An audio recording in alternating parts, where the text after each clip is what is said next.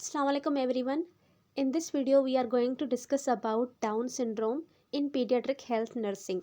So these are the objectives of this chapter in which we will define Down syndrome, its epidemiology, causes, pathophysiology with clinical manifestation, and also utilize appropriate medical management with nursing intervention and nursing diagnosis and counseling of Down syndrome. Okay, so ये case study है down syndrome की।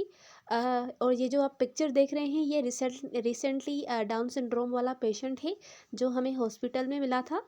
तो इसकी जो diagnose थी वो एक तो डाउन सिंड्रोम का ये पेशेंट था, उसके अलावा इसको सिवियर निमोनिया थी और सेप्सिस था।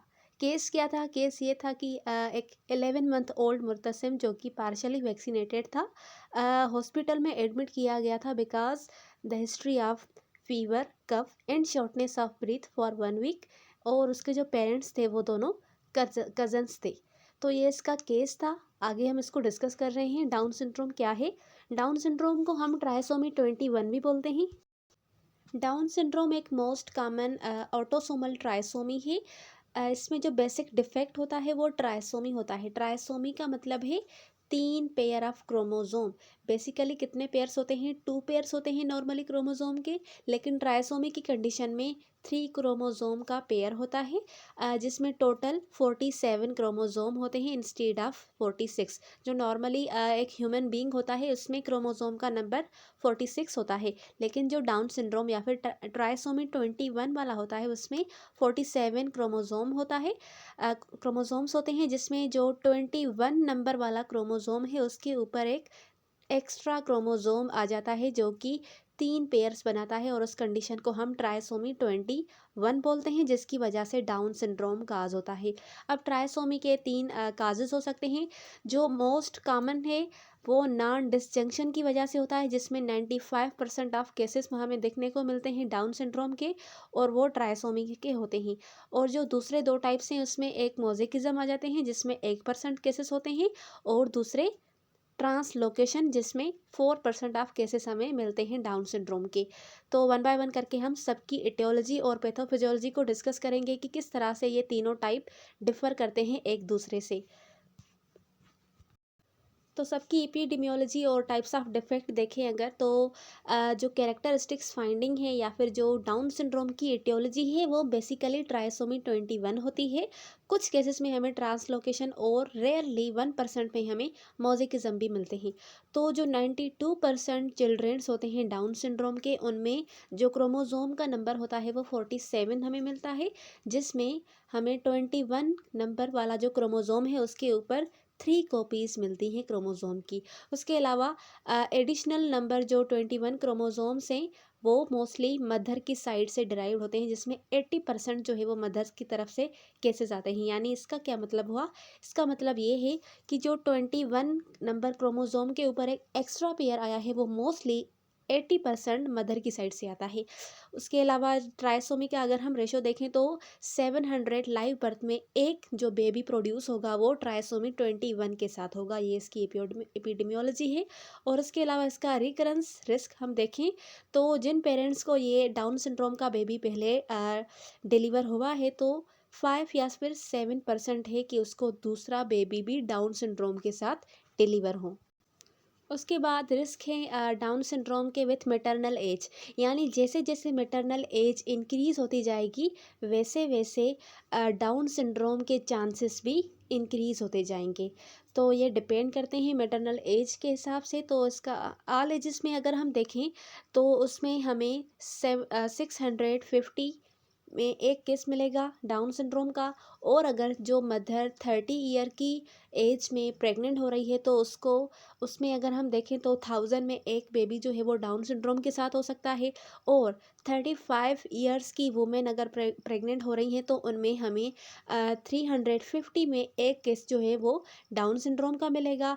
और 40 ईयर की एज अगर प्रेग्नेंट हो रही है तो उसको हम उसमें हमें 100 में एक केस डाउन सिंड्रोम का मिल सकता है। और 45 ईयर्स में 50 में से एक केस आपको डाउन सिंड्रोम का मिल सकता है। तो इस तरह से जैसे जैसे मैटरनल एज इंक्रीज़ होती जाएगी वैसे वैसे डाउन सिंड्रोम का रिस्क भी इंक्रीज़ होता जाएगा। ओके, तो हम टाइप्स को डिस्कस करते हैं। सबसे पहले है नॉन डिसजंक्शन, जिसको हम ट्राइसोमी बोलते हैं। तो इसकी इटियोलॉजी क्या है? इटियोलॉजी ये है, नॉन डिसजंक्शन वर्ड से ही क्लियर है कि इसमें जो क्रोमोसोम्स हैं वो नॉर्मली जो डिसजॉइन नहीं हो पाते, failure of chromosome to disjoin normally, ठीक है, उनके बीच में जो डिसजॉइन है, डिसजंक्शन है, वो नहीं हो पाती। उसकी वजह से वो एक दूसरे से अलग नहीं हो पाते। जब वो एक दूसरे से अलग नहीं हो पाते तो दोनों साथ में ही रह जाते हैं।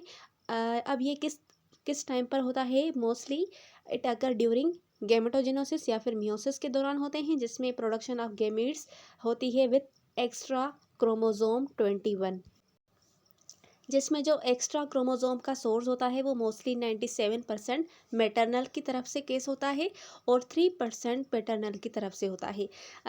नॉन डिस्जंक्शन का अगर हम रिकरेंस रेट देखें तो इसका जो इंसिडेंस रेट है वो इंक्रीज़ होता है जैसे जैसे मैटरनल एज इंक्रीज़ होती है। तो जैसे पहले ही हमने डिस्कस किया, तो 35 ईयर की एज की अगर जो वुमेन है उसमें 100 में एक बेबी आपको डाउन सिंड्रोम का मिल सकता है। तो क्रोमोसोमल स्टडीज़ में आपको जो बेबी का कैरियोटाइप मिलेगा उसमें 47 क्रोमोसोम्स मिलेंगे।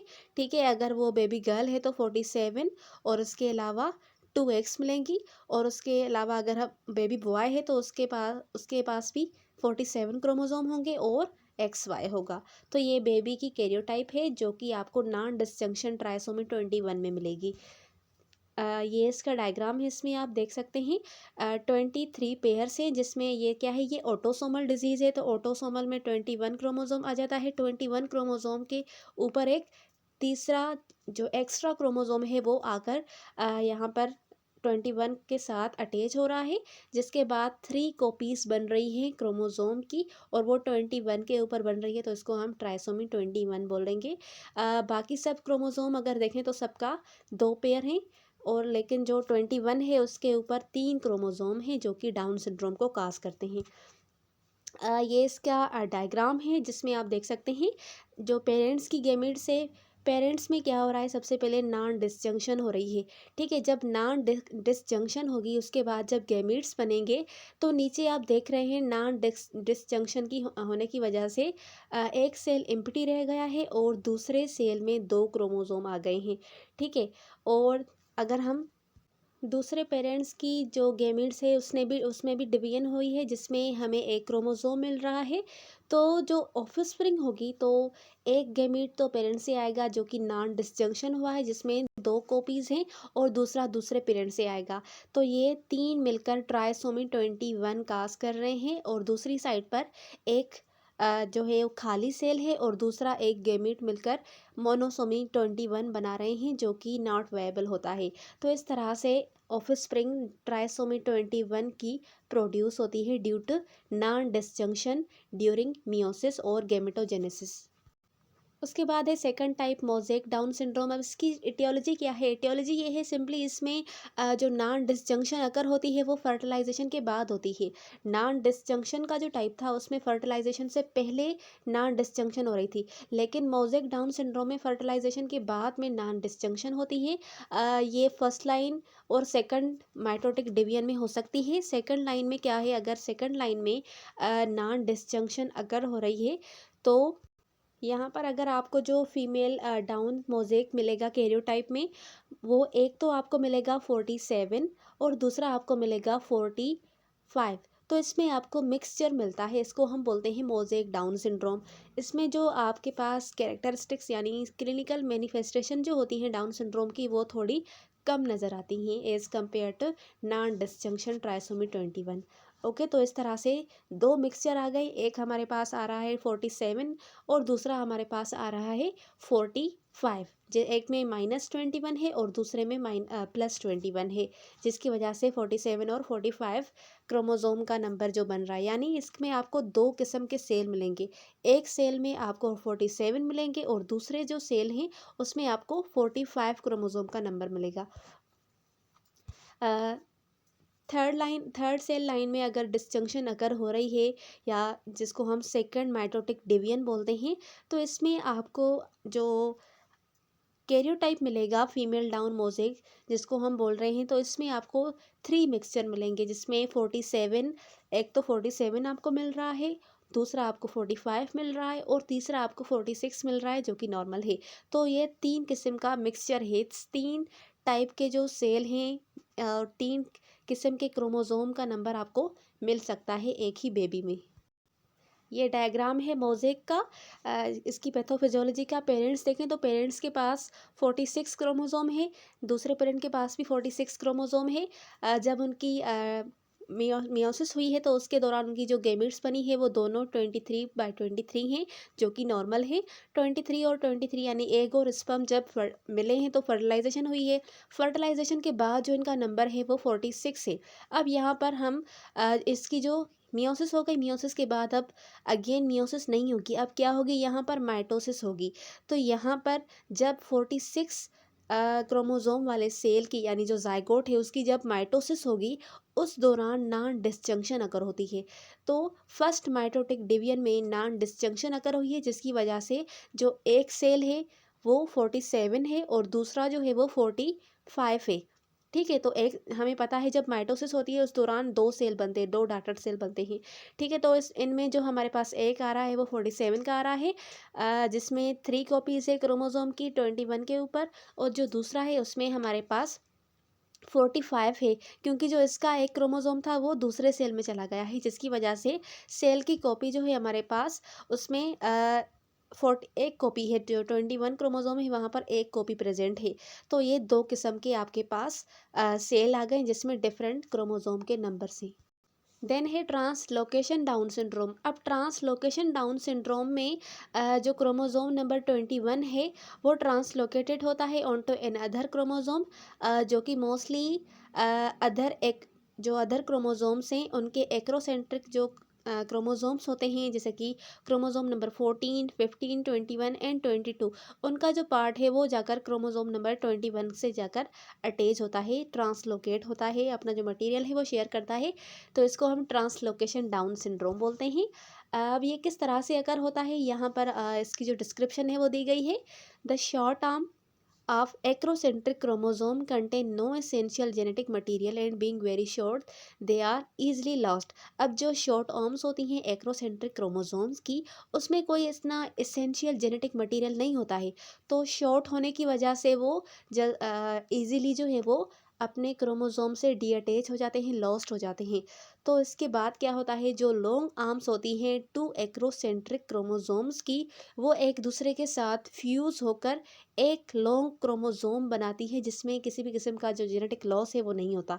ठीक है, so if translocation occur in parent cell, अगर जो ट्रांसलोकेशन है वो पेरेंट्स के सेल में अकर हो रही है, तो यहाँ पर जो पेरेंट्स होंगे वो बैलेंस ट्रांसलोकेशन कैरियर होंगे। ठीक है, और इसमें 25% जो ट्रांसलोकेशन डाउन केसेस हैं वो ट्रांसलोकेशन डाउन सिंड्रोम के होंगे, जिसमें 1 पेरेंट जो है वो बैलेंस ट्रांसलोकेशन कैरियर होगा, यानी उसमें होगी नहीं लेकिन वो कैरियर होगा, अपने ऑफस्प्रिंग को ट्रांसफ़र कर सकता है। उसके बाद 75% ऑफ केसेस जो आपको मिलेंगे, translocation appears in a parent gametes as a mutation. जो पेरेंट्स की गैमीट्स हैं उनमें एज अ म्यूटेशन के तौर पर ट्रांसलोकेशन प्रेजेंट होगी। अब इसमें याद रखने वाली बात यह है कि इसमें जो क्रोमोसोम का नंबर होता है वो चेंज नहीं होता। जैसे ट्राइसोमी में, मोज़ेक में 47 हो रहा था, 45 हो रहा था, इसमें 46 ही होता है। लेकिन इसमें क्या होता है, इसमें जो आर्म्स हैं वो चेंज हो जाती हैं और एक दूसरे के साथ फ्यूज़ होकर एक ही क्रोमोसोम बनाती हैं, जिसमें जो क्रोमोसोम्स का नंबर है उसमें कोई डिफरेंस नहीं आता, वो सेम ही रहते हैं।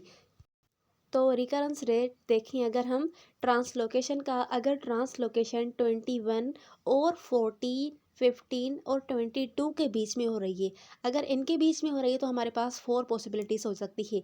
अगर इसी में से इनमें से किसी के साथ भी ट्रांसलोकेशन हुई है तो या तो अबॉर्शन हो जाएगी, या फिर जो बेबी है वो बैलेंस ट्रांसलोकेशन कैरियर हो सकता है, या फिर डाउन सिंड्रोम का हो सकता है, या फिर वो नॉर्मल भी हो सकता है। ये 4 पॉसिबिलिटीज़ हो सकती हैं।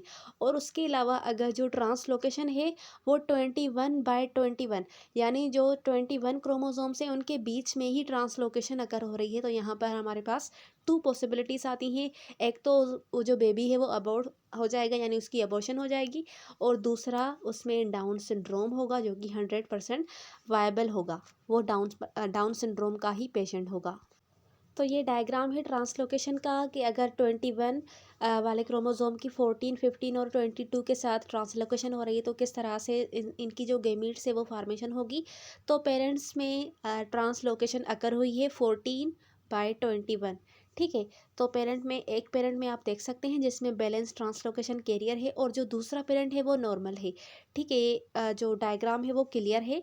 जो पहले वाला पेरेंट है यानी जो कैरियर है जिसमें ट्रांसलोकेशन अकर हुई है, उसकी अगर हम गेमीट्स देखें तो वो हमें डिफरेंट मिल रही हैं। पहली वाली नॉर्मल है, उसके अलावा जो दूसरी वाली है वो कैरियर है, फिर उसके अलावा जो तीसरी वाली है वो भी डाउन सिंड्रोम की है क्योंकि इसमें 3 कॉपीज़ हैं, और उसके अलावा जो चौथी वाली है वो भी हमारे पास एबनॉर्मल गेमीट है। जब ये गेमीट्स जाकर नॉर्मल से मिल रही हैं तो क्या हो रहा है, तो पहले वाली गेमीट हमारे पास नॉर्मल है, जब नॉर्मल नॉर्मल से मिलेगी तो हमारे पास नॉर्मल ऑफस्प्रिंग पैदा होगा। दूसरी गेमीट्स जो है हमारे पास वो एबनॉर्मल है, वो जाकर नॉर्मल से जाकर अटैच हो रही है। तो नॉर्मल और एबनॉर्मल इनको हम बैलेंस ट्रांसलोकेशन कैरियर बोल रहे हैं।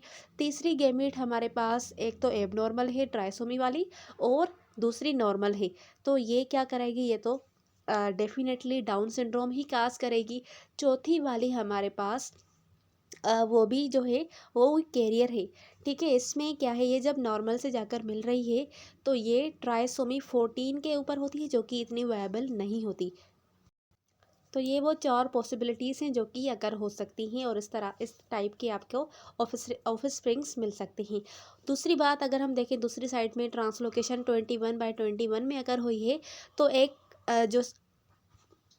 एक साइड में 21/21 में ट्रांसलोकेशन अकर हुई है और दूसरी साइड जो है वो नॉर्मल है। तो ये दोनों एक दूसरे के साथ फ्यूज़ हो गए हैं। ठीक है। इनकी जो आर्म्स है वो एक दूसरे के साथ फ्यूज़ हो गई है। जब इनकी गैमीट्स की फॉर्मेशन हो रही है तो जो एक एक दूसरे के साथ फ्यूज़ हो गए हैं तो वो तो एक ही सेल में आ गए। जो दूसरा सेल है वो है एम्प्टी। दूसरी तरफ देखें तो ये तो नॉर्मल है, इसमें एक गैमीट एक सेल में आ गया है। तो यहाँ पर जब एबनॉर्मल जाकर नॉर्मल से मिलेगा तो यहाँ पर 3 कॉपीज़ बन रही है जो कि डाउन सिंड्रोम का बन रहा है, और दूसरी एम्प्टी सेल है दूसरा, वो जाकर नॉर्मल गेमीट से जाकर मिल रहा है तो वो मोनोसोमी 21 है जो कि वो जो बच्चा है वो पैदा ही नहीं होता, उसका अबॉर्शन हो जाता है। तो एक जो है वो 100% डाउन सिंड्रोम का होगा, और जो दूसरा है वो एग्जिस्ट ही नहीं करेगा, वो उसका अबॉर्शन हो जाएगा। तो यही था जो हमने पहले डिस्कस किया। अगर 21/21 में हुई तो या तो अबॉर्शन होगी या डाउन सिंड्रोम होगा 100%, और अगर 21 का 14, 15 या फिर 22 के साथ ट्रांसलोकेशन अगर हुआ है तो इसमें 4 पॉसिबिलिटीज़ हैं, जिसमें एक तो अबॉर्शन होगी, जो ट्राइसोमी 14 है इसमें अबॉर्शन हो जाएगी। उसके अलावा उसके बाद है हमारे पास डाउन सिंड्रोम अकर होगा। ठीक है। देन है एक बैलेंस ट्रांसलोकेशन कैरियर, और उसके अलावा हमारे पास एक नॉर्मल ऑफस्प्रिंग भी हो सकता है। तो इस तरह से आप ये फाइंड आउट कर सकते हैं कि जो बेबीज़ हैं वो कितने बेबीज़ जो है वो डाउन सिंड्रोम के अकर हो सकते हैं। तो ये 3 टाइप्स थे डाउन सिंड्रोम के। आई होप कि आपको क्लियर हो गए होंगे। मज़ीद इसकी क्लिनिकल फाइंडिंग्स, डायग्नोसिस और मैनेजमेंट हम नेक्स्ट वीडियो में डिस्कस करेंगे। So thanks for watching. मिलते हैं अगले वीडियो में, तब तक के लिए अल्लाह हाफिज़।